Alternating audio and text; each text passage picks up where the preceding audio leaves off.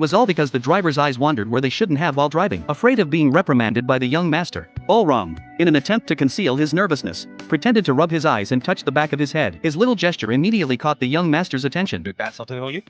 Quick-witted, Balram went along with the young master's words and casually pointed to a large tree by the roadside, saying that they had just passed a sacred tree. He explained that every time he passed by, he would express his respect in this manner. The couple, who had just returned from the United States, actually believed his nonsensical story and even imitated Balram's actions, gesturing towards the large tree by the road. Seeing the two high-caste individuals fooled by his deception, Balram instantly felt that the intelligence of the wealthy was nothing special. After dropping the couple off at their destination, the young master agreed to let Balram drive the car back home to visit his family, as it was not far from Balram's village. On the way into the village, Balram continuously honked the horn to attract the villagers' attention. He then parked the car in a conspicuous spot at the village entrance. Under the envious gaze of the villagers, the well-dressed Balram instantly became the center of attention, greatly satisfying his vanity. However, when Balram smugly approached his grandmother, she sarcastically mocked him. In the strict caste system of India, Balram's surname was very low. Here, a person might be worth less than a cow. More than a dozen family members were crammed into a dilapidated house, with his grandmother as the head of the household. Everyone in the family, young and old,